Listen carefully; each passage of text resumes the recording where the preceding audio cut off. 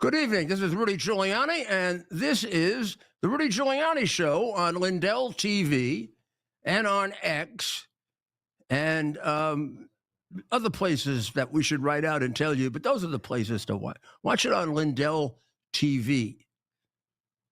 That's the place to watch it. It's going to be a good show tonight. It was a hard choice to figure out what to cover tonight.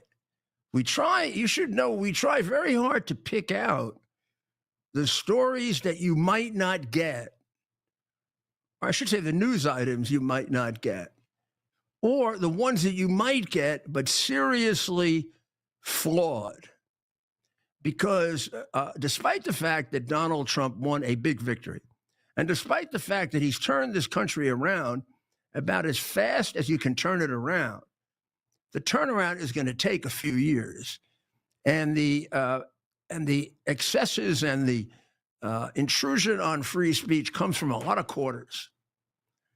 So you're still not getting. I mean, if it's probably self-serving because I want you to look at me, but gosh almighty, there are a lot of. You can look at Steve Bannon, and you can look at you can look at Mike, and you can look at a lot of people. It doesn't have to be me. There's a whole group. We'll put out a list sometimes. Bongiorno, when he was doing it. But 80% of what you're going to see, well, 100% of what you're going to see on broadcast television is fiction. 70 to 75% of what you see on cable is fiction, because MSNBC and CNBC are fiction, and so is CNN. And Fox is a quarter to a half fiction, depending on the dictates of Rupert Murdoch. The Fox people are frightened out of their mind to put me on television because Rupert will get scared. Do you know they don't even put me on September 11th? And I got them their station. Well, you can't, there's no way to describe the perversity of the elites that are in that group that run this world. And it's the reason we're in this enormously complex situation that isn't the easiest thing to work its way out of. But don't be discouraged at all. In my view, of course, I expected a lot from Donald Trump. You know that. I campaigned for him for 4 continuous years.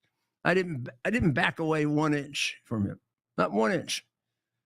I don't know if there's anybody that didn't back away 1 inch. But I never expected he'd get this much done this fast.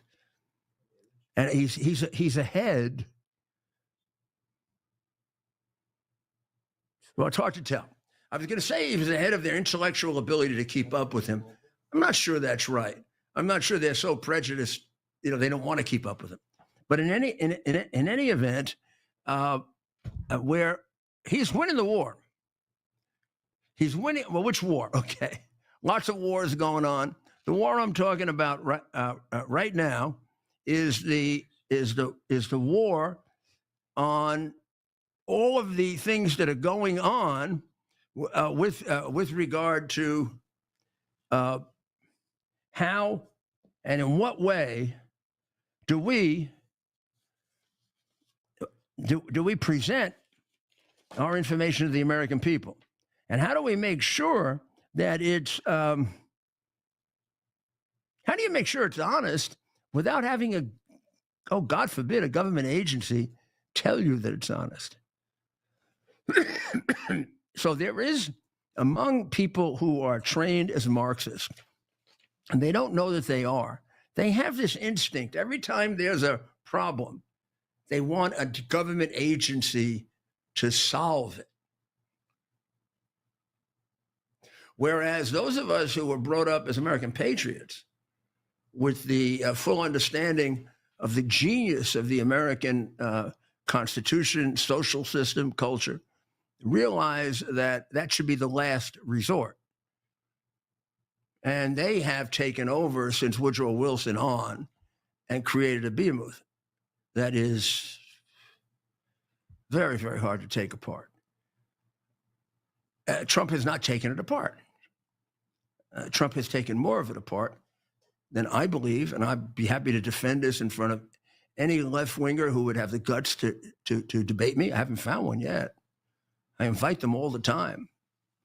Maybe they're afraid they'll admit crimes like I used to get their Democratic congressmen to do when I cross-examine them. I mean, it's possible that if I were debating them, I might go into a couple of their, like how much money you have in a bank, Congressman. 40 years, you represented Baltimore, and you're worth $40 million. Geez, nobody in Baltimore's worth that. What happened to that money that came through? What a bunch of crooks. And when you don't care, like I don't, and you look at them like that's what they are, you can't imagine the success that you have. All throughout the time I was mayor, I never paid attention to my congressional delegation. Why would I? They would have sold me out. So the reality is that we are now in what's called a trade war. Now, you've got to... There are two problems with this trade war. One problem is anything Trump does, they oppose, right? So Stephen the other night came up with a great quote from Schumer, who said that we should put very large tariffs on China. This was back during the Bush administration. And I'm going to tell you, the Bushes sucked up to China. Remember, the old man was the ambassador to China. Love the Bushes. Everybody's capable of being snowed. Me too. So the reality is that Schumer was right then. He actually located a problem that Trump has been talking about for 30 years. They were on the same page. We were selling out to China. We didn't realize, most of us didn't realize it.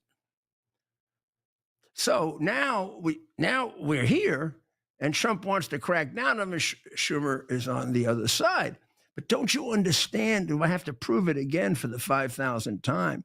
Doesn't that prove, as a logical, we're using Greek logic now, as a logical proposition, that Schumer doesn't give a goddamn for the country of the United States?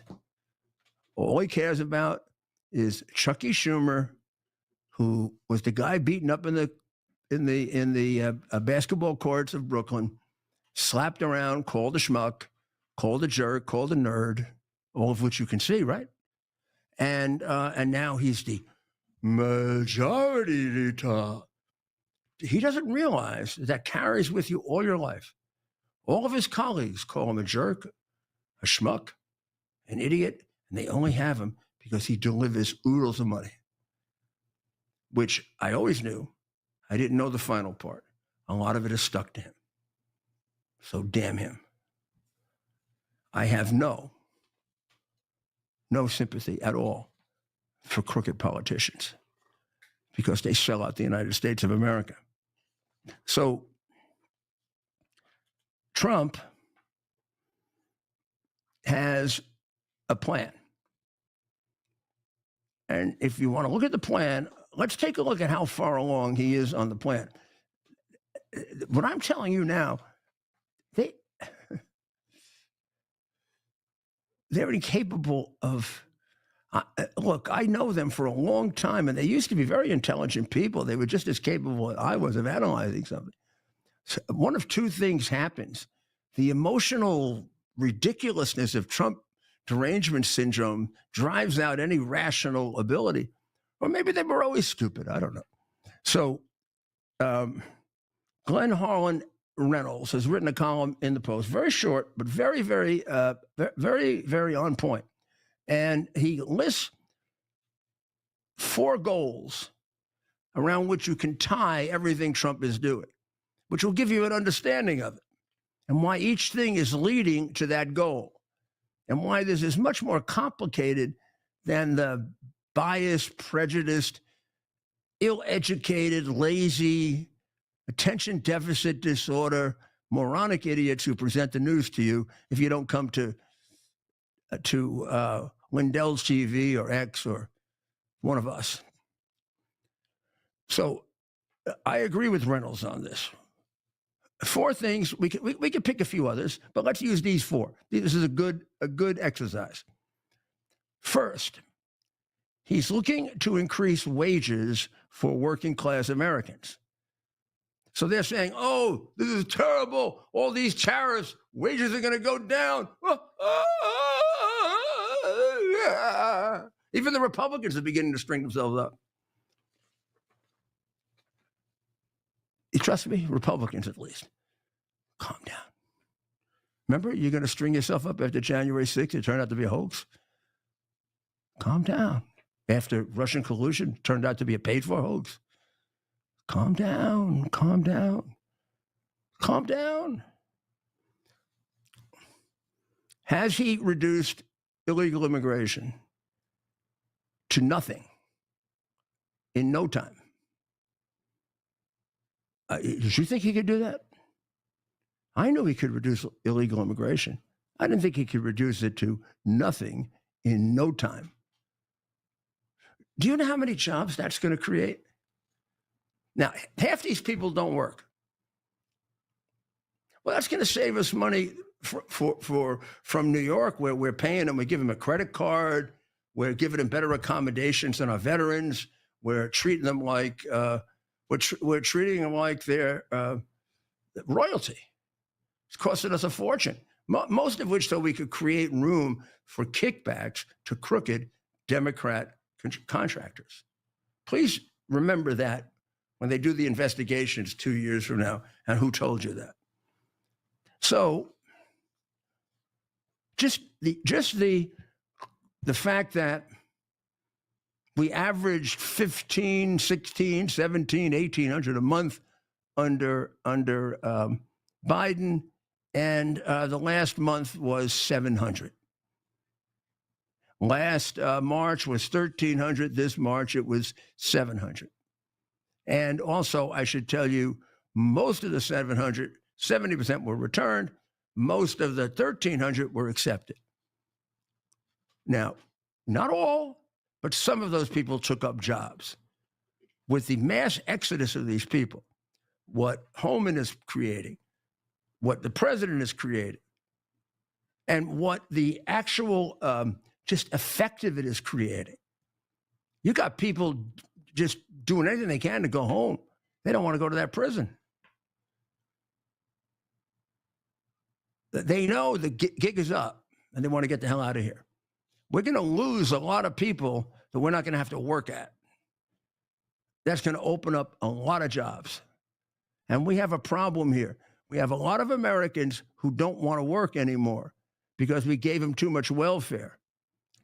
Well, how about we cut it and we go back to workfare, which I'd be happy to contribute to them. Tommy Thompson and I borrowed it from Tommy and I extended it. The two of us together could put together a workfare program that would work in 2 months. They'd all be working or getting the hell out of here. So now we're beginning to see like a little consternation within the administration.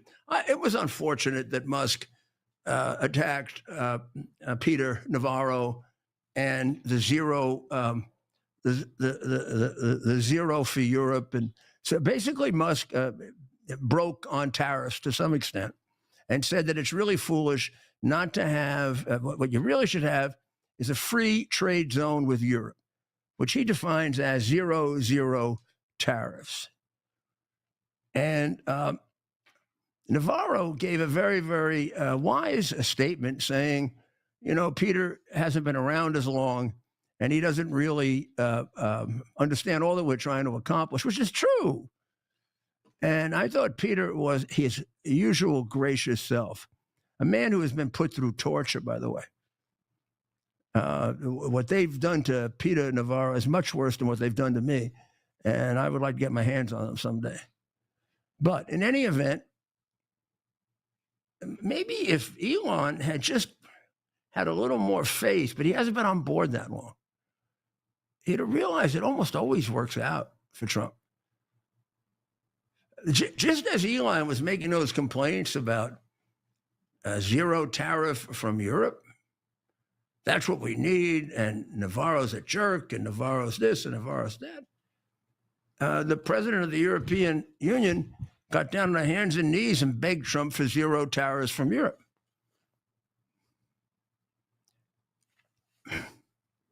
You think the strategy is working? Or are you so stupid to not realize it? And what did Trump do? He didn't jump all over it. Yeah, let me take a look at it. He had a couple of advisors said not enough. A couple of advisors say it is enough. I don't know. Those could have been legitimate disagreements between them, and also could have been orchestrated. Gee, I did that. Any good negotiator does that. And the head of the European Union didn't say, I withdraw the zero. She said, we're there. If he wants to get punitive, we'll have to respond. But we're there. We're there. Our offer is still good. Our offer is still good. The vast majority of them have taken the advice given yesterday by two master economists who said, take the deal. Take the zero tariffs. Everybody but China. Now, if we can do everybody but China on zero tariffs, well, may I have to have a war. But you got the naysayers. I mean,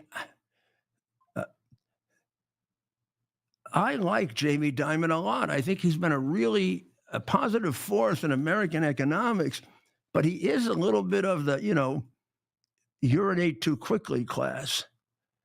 And he's all upset about the tariffs and the market. Well, I don't know. If you're going to judge things by the market, it ended America, about 4 times. Also, the market did pretty well today. Yesterday, we were predicted to have a Black Monday. Black Monday was 22% down. Yesterday was 1% down. Today, we were 1 point something. Ted? We were 0.8%. Oh, less than 1%. Down. Okay. On the Dow. Hardly a collapse of a market. But the Wall Street Journal is conducting a very, very counterproductive, almost communist-style campaign against him on tariffs. I don't know why they're in love with tariffs. They treat tariffs as if it's a religious proposition, as if you impose a tariff, you're evil. When in fact, a tariff has no moral. A tariff is never evil. A tariff can be smart or dumb. A tariff can be smart and not work. A tariff can be dumb and work. It's an economic tool. You use it. So far, I think the big mouths have to shut up and say, it seems to be working better than anybody ever thought. I mean, he says, I'm going to put tariffs on the whole world, and 70 countries call him and say, let's negotiate. Vietnam, just right off the top, begins negotiating with zero tariffs. The EU, zero tariffs. He comes in, first thing he says, zero tariffs. Is in a lot of trouble, but they were really stupid. They've got a liberal, left-wing, jerk-off communist who's running that country who doesn't have the foggiest idea about economics, even though he was the head of the Bank of England. Look at the condition of England. And he decided he was going to take on Trump. His country is in a tailspin now. They're in a damn tailspin, and they're begging us for help. And we're giving it to them. Mexico, on the other hand, Scheinbaum pretty much played along with it. And she's got a tariff rate that is very, very better than it was for us in the past. One she can live with. She's increased the border security immensely. You just look at the results. We couldn't get that results just on our own. And I think there's plenty more to be done with her, by the way, because she can't possibly want those cartels to run her country. I don't think so. I know her background, and I don't think so. But then you get Walter Russell Mead, who has been writing some really intelligent columns lately. But today he went back to his, I got to take a shot at Trump thing. Maybe that's how he keeps his job with Rupert. And he says, after he goes back and forth on the wisdom of the tariffs and Are they good? Are they bad? Actually, a pretty damn good piece. He says about Trump, does he care about policy or his entire political career an expression of egotism? Why are you saying that? You can't figure out by now this guy who almost got himself killed, this isn't like for real? There's a lot of things he could do for egotism. He could have created the greatest golf courses in the world. I mean, there's a lot of things you can do for egotism that doesn't require these kinds of incredible sacrifices and almost a loss of your own life. I don't think, Russell, you're better than that. You know if that's not true. He isn't doing tariffs for egotism. He's been on tariffs for 25 or 30 years. Now, it is possible. I believe he's right. You believe he's wrong. You may believe he's wrong on tariffs. But why do you have to do the ad hominem attack? There's no ad hominem attack required here. These little things are the things that make it impossible for our country to come together. We say, why can't we come together the way we used to? Because you bastards on the left try to kill us. You try to destroy us. You put us in prison. You try to put our children in prison. You try to take away everything we own. And then your fellow travelers like Wall Street Journal constantly ridiculous statements like this. You can't take it in good faith that the president disagrees with you on tariffs. You're so damn smart that you have the only wisdom on tariffs. I mean, I'm not a great economist, but I'm a very intelligent guy. And tariffs don't have one wisdom. The Wall Street Journal, if I'm going to show you this because I don't know, a picture is worth 1,000 words. But we're going to take a short break first, so we have it set up just right. Okay? We'll be right back.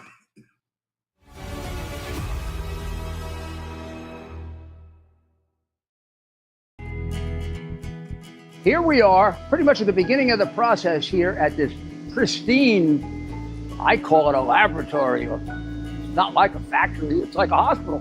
This is the beginning of the process for roasting. Deep grain, very good quality. Most people don't use this quality. We deal with small farmers because they like to know who we're dealing with. They give us the highest quality, all organic, non-GMO.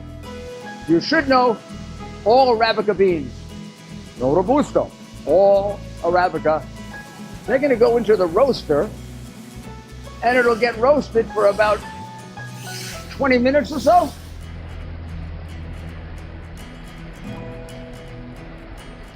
Oh my goodness, look at these. My goodness.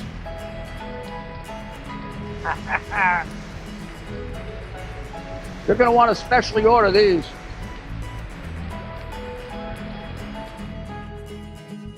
This is what goes into Rudy's coffee. Have you ever wondered what happened to the legendary Chuck Norris? Well, I recently saw a video he made and I was shocked. That guy's amazing and he's staying active well into his 80s. What's even more shocking is he's stronger, can work out longer, and even has plenty of energy left over for his grandkids. He did this by just making one change. He says he still feels like he's in his 50s. His wife even started doing this one thing too, and she's never felt better. She says she feels 10 years younger, her body looks leaner, and she has energy all day. Chuck made a very special video that explains everything. Make sure you watch it by going to chuckdefense.com/Lindell. It will change the way you think about your health. Once again, that's chuckdefense.com/Lindell. You won't believe how simple it is.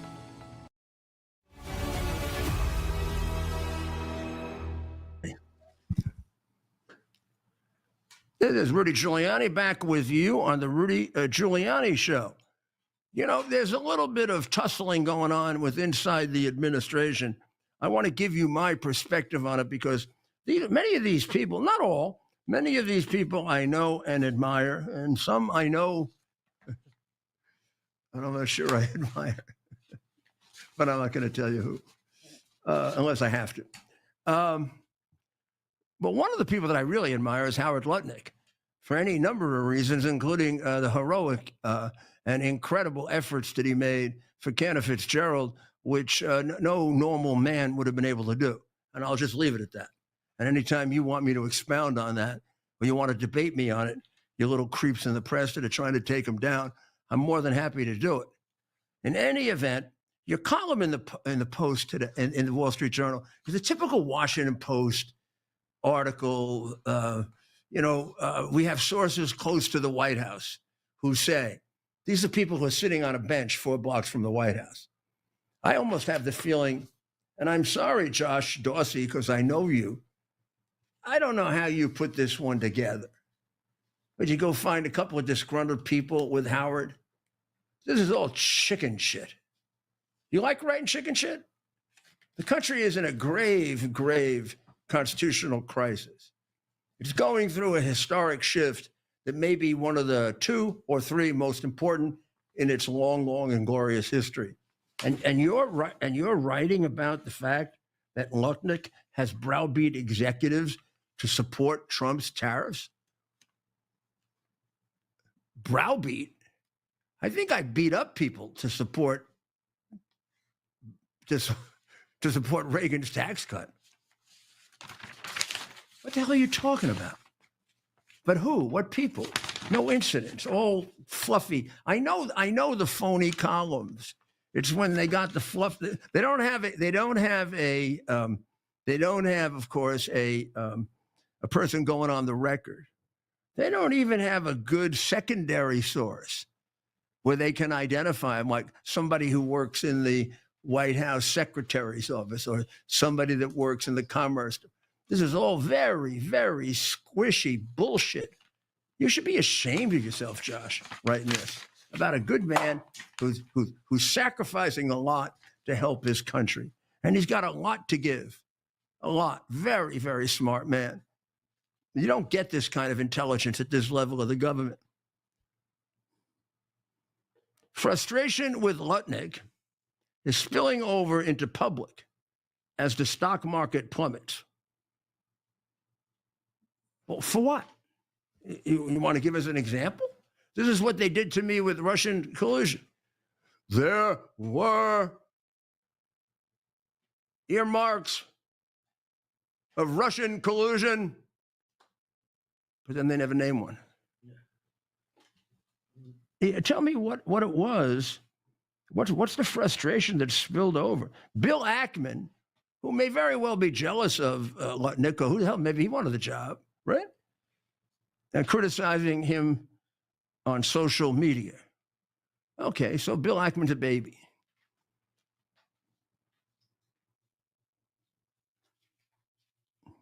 Lutnick has been responsible for several of the administration's most unorthodox ideas. Now you got to work hard to find them. What are these unorthodox ideas? What did he want? What did he want to do? Did he want to fly, without Musk to the moon with Trump? Or maybe he wanted to send Schumer to the moon, which I don't know. Is that so unorthodox? They say that Trump has grown frustrated with him because he's gotten emotional. Is that really a complaint? I mean, I worked for a couple of presidents. I've been around a lot of presidents, and I was a mayor. I never got upset with somebody who was emotional. It would depend on how they were emotional, I guess. But usually it meant to me they really have strong feelings. This article is extremely disturbing. This is what happens in a White House where you got people around who want to stab the president in the back. He had too much of this in his first term. This is the first one that's coming out here. And Susie Wiles should get control of this. Should find out who leaked this and throw them all out. Give them all polygraph tests. Oh, we can't do that to the people in the White House. We have to trust them. No, you don't. You don't have to trust them. They're not entitled to these jobs. They're working for the good of the American people. And if they're damn traitors, get them out. Give them all tests. Figure out who talked and pissed on Howard Lutnick, to Josh Dorsey, who I know Josh. Josh is an excellent reporter. I mean, Josh is going to make you feel like this. Rudy, we heard there was a big brouhaha between Musk and Elon, and they started cursing at each other. I guess you weren't there for that, huh? You're not at that level. Now, you got a lot of weak ego people there. You know, they're 27, 28, 29. My answer to him was, Josh, take the pencil and stick it up your ass. But I was from Brooklyn. These kids will say, oh, yes, of course, yes, I was there. These little idiots on the make are very, very hard to pick. And I don't know at the lower levels how good a job they did. I don't know if they did a bad job or a good job, but this says there's something wrong that's got to be looked at. Lutnick lobbied to be Treasury Secretary. We all know that. This is not news, Josh. This is a month ago. He lost to Scott Bessent. He clashed with some senior advisors. Who doesn't? If you don't clash with senior advisors, you're not giving the president advice. And now about this. The broader view is that he's amplifying Trump, not curbing him, said Kevin Madden, who by the way, I think Kevin Madden's a rhino, but a longtime Republican strategist. You know that when they say that, right? You always got to be wary of those longtime Republican strategists. He's amplifying Trump. So tell me, that comes from a person who doesn't like Trump. So if you amplify him, oh my God. Don't let Trump be Trump because he's some horrible person. I'm very disturbed about this. And then it goes on to come up with a couple of little things here. He promoted a gold card. He did this. He was ahead of the president on one thing. Hey, he's new to the administration. Mr. President, you got a great man in Howard Lutnick. You got a level of talent, commitment, and heart. It's hard to find somebody in Washington that's as good a person as Howard Lutnick.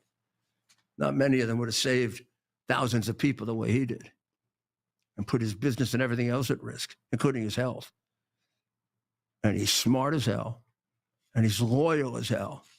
And if he's made some mistakes, which I don't see that he has, geez, it's a new job, Mr. President. I made mistakes. You made mistakes. I don't see it.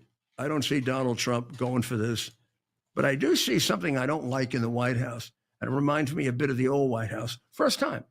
So again, let's take it in stride. It's the first time. That's a lot less than last time. Maybe by calling it out, we eliminate it. And if it gets any worse, maybe I'll ask the president to ask me to investigate it because I'll catch the bastards. So if you want to leak, you might be sitting across a polygraph machine from me, even though you're a big shot.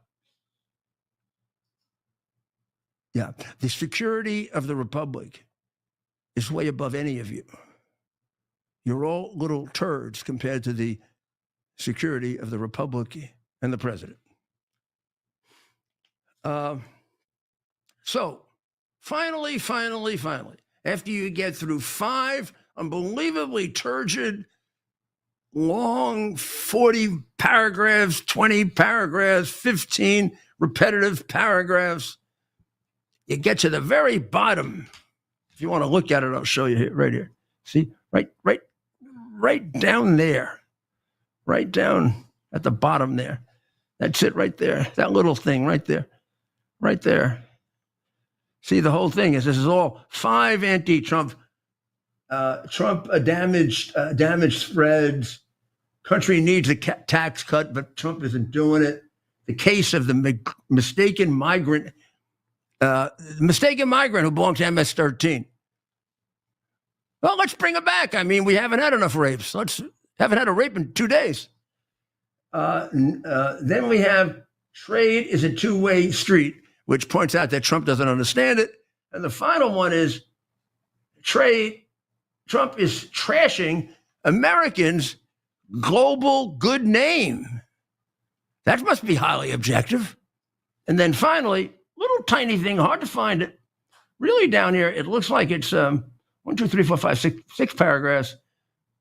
A win-win exit strategy for Trump on tariffs, written by the only guy of all these people who has credentials in turning a government around, because he turned the Reagan government around. That's the guy that should have been at the top with, let's see what he has to say. He's actually accomplished something. All the rest of these guys have sat in our igloo on top of our building in Wall Street and, you know, and traded ice cream cones with each other and pontificated. We are fine. The fizzy, and it's very bad. So we'll be back very shortly.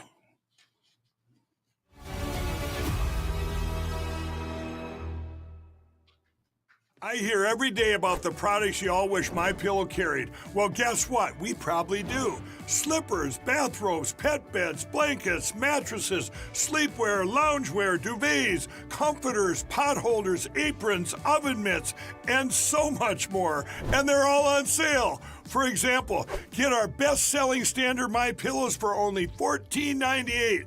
Body pillows, $29.98. 6-piece bath towels or kitchen towel sets, just $29.98. Multi-use MyPillow 2.0s with pillowcase, $9.98. Save $40 on our Spring Percale and Giza Dream bed sheet sets. Any size, any color, and so much more. So go to MyPillow.com or call the number on your screen. Use your promo code to save up to 80% on all MyPillow products.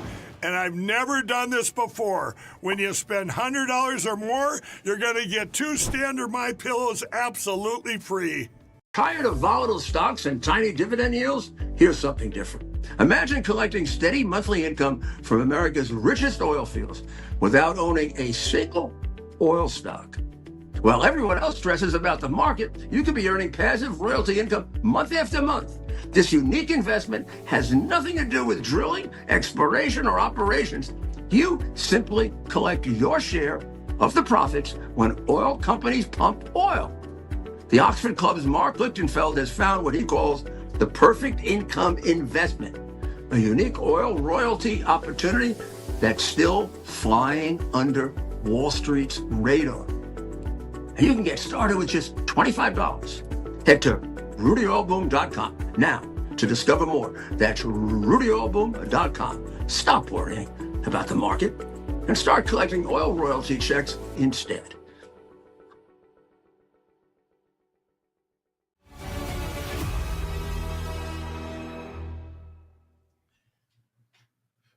Welcome back to the Rudy Giuliani Show.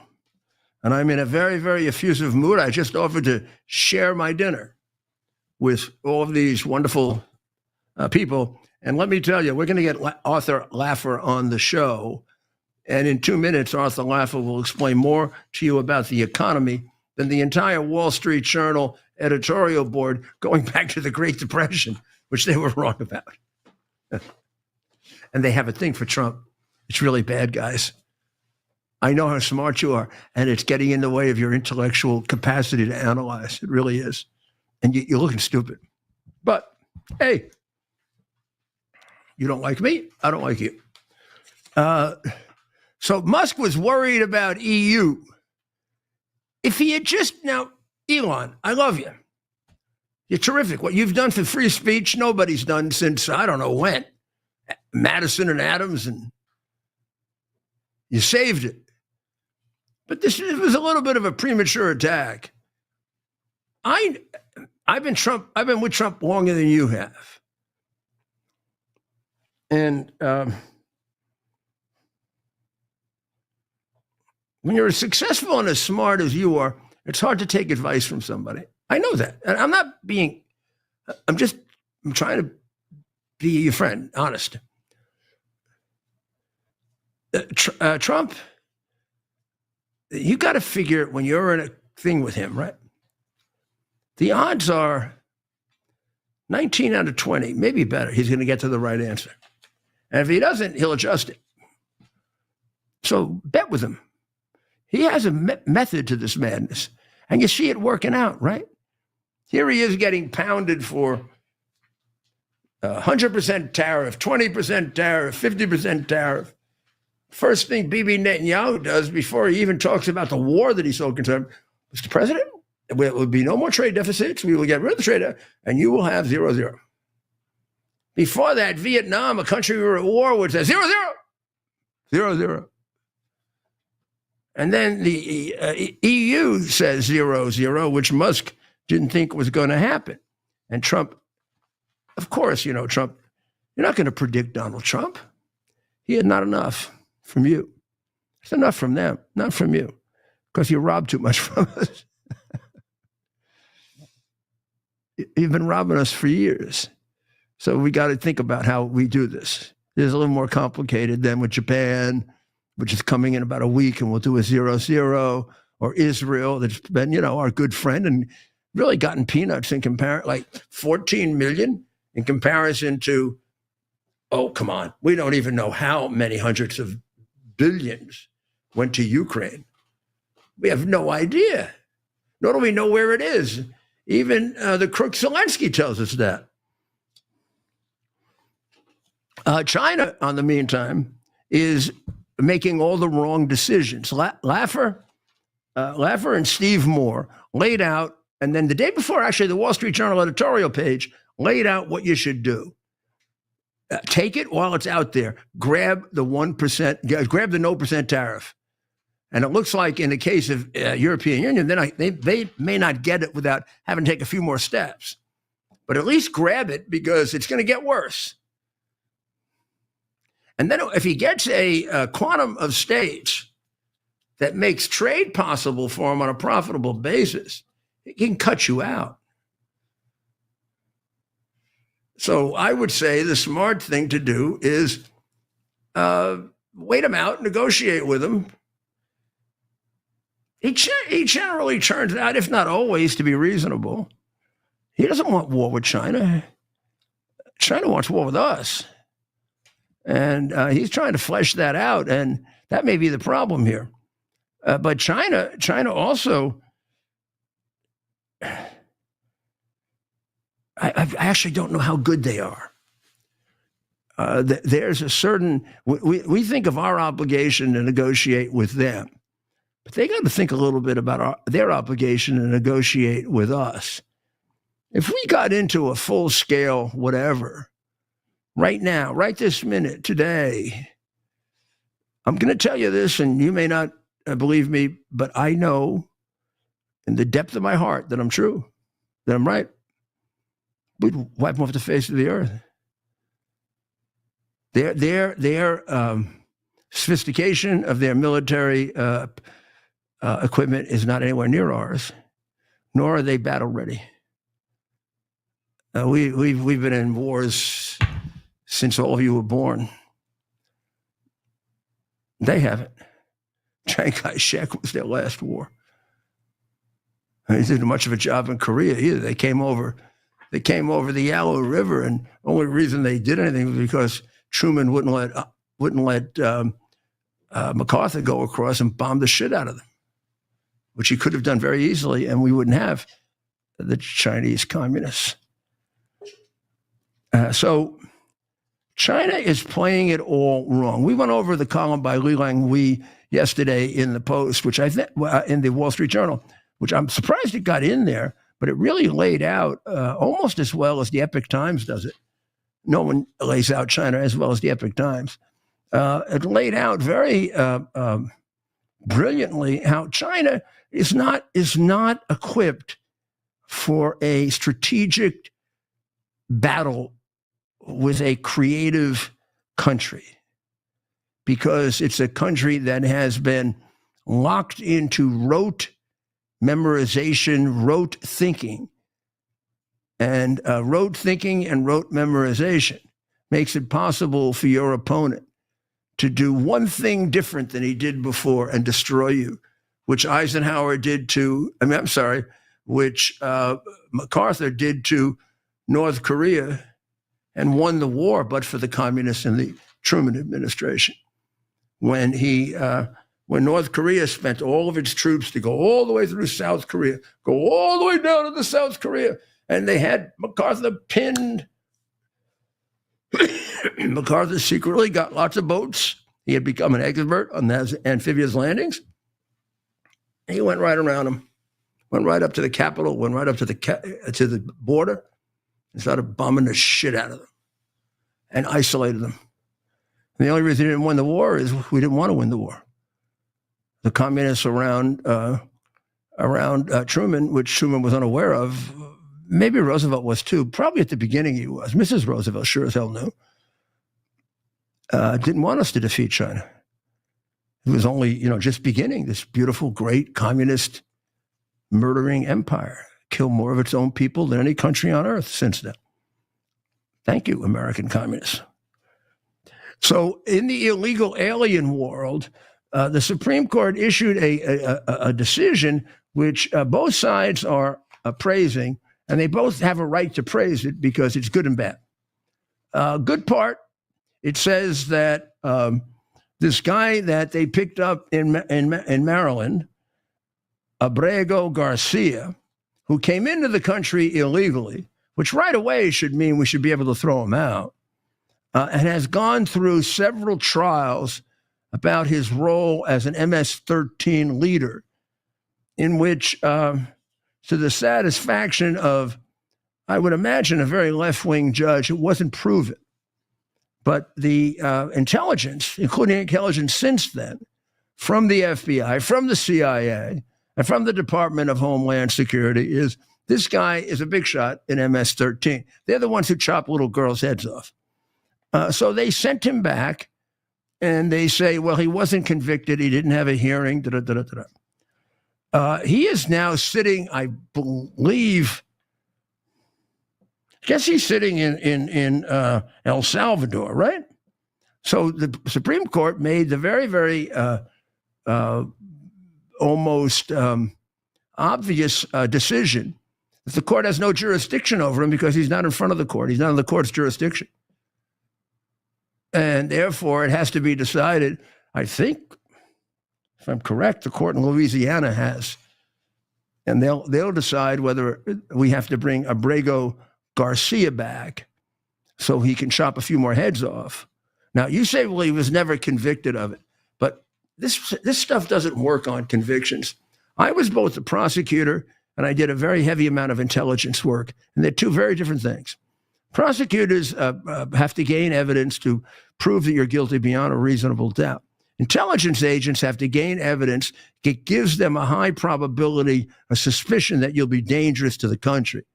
And since, protecting our country is so delicate, and since people who are here illegally, there's a presumption that there's something wrong with them, we make the choice to throw them out. Not because we're mean, but to protect your child. Because every time we don't, somebody gets raped, huh? So you don't do this based on everybody's convicted. And there's a lot of intelligence that Abrego Garcia is a member of MS-13. So why do we want to take? He doesn't have a right to be here. He's not an American citizen. He came in illegally. Well, I don't want to take the risk. Shouldn't we always take the risk in favor of our safety? We got plenty of people who don't have this kind of background who want to come in. Now, the question is going to be, what does it mean that they're entitled to a hearing? I see the administration saying, well, they're entitled to a habeas corpus. I see the court saying they have to be given notice.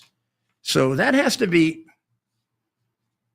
if they were entitled to a full notice and hearing, this deportation of these illegals would become almost impossible because I don't know how many there are.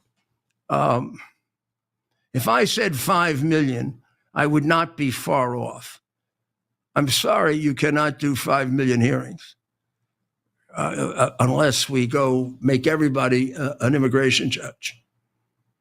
So I don't know. We're going to have to find a shortcut for this in order to save our country from these animals who are taking crime rates in a place like Queens and knocking them up 60%. We don't deserve that. Adams did a good job of bringing the crime rates down based on domestic crime. Now he's being hit by these animals who have come in from all over. And when you open the border the way Biden did, you invite animals to come in.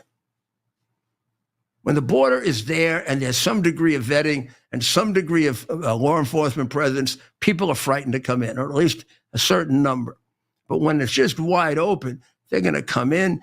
They're going to come in the areas in between where nobody sees them. They're going to bring incredible amounts of fentanyl with them. So, this is going to get all the liberals all upset, Stephen. I bet they all went to the bathroom and they read this one. CIA weighs assassinating narcos. Well, it is a little bit of a tantalizing headline. I'm going to qualify it for you now. So the president has declared I think it's five, the five Mexican cartels as terrorist organizations. And he's even gone so far as to say they have been engaged in assisting an invasion of a military nature into the United States.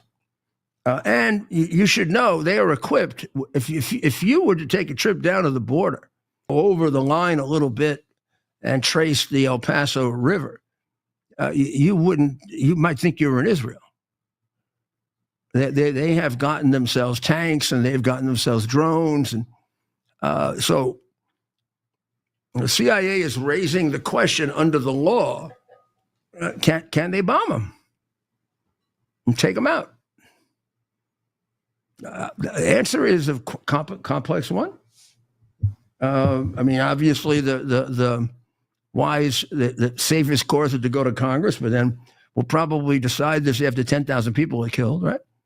Well, and also he does have powers under Title 50 to do this, but people go nuts if he does.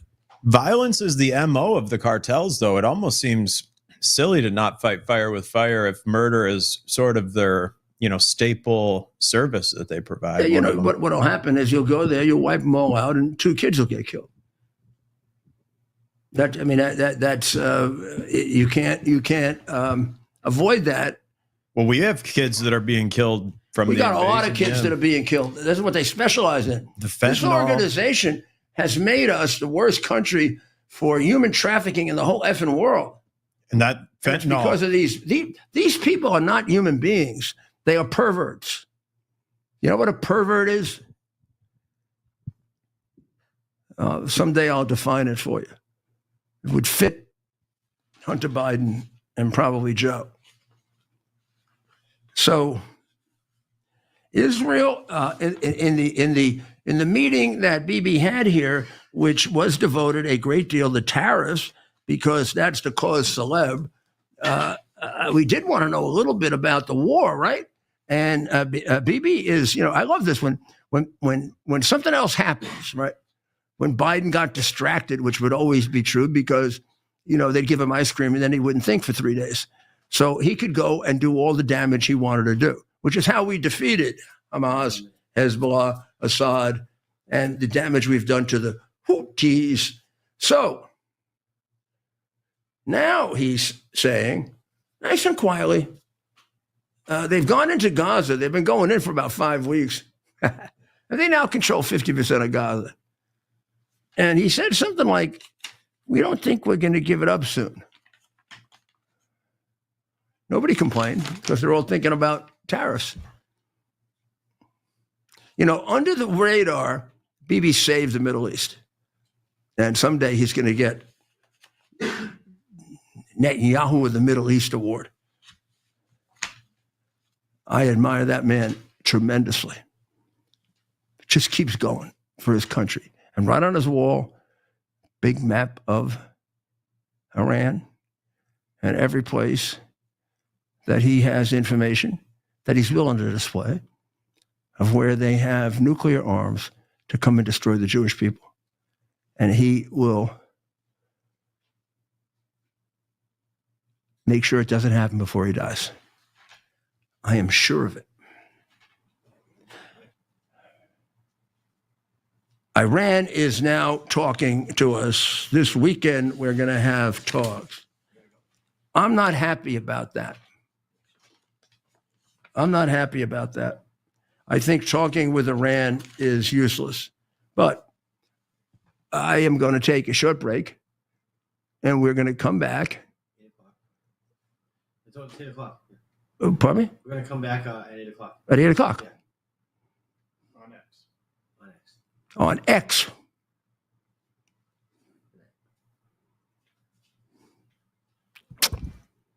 Good night. We got anything to eat?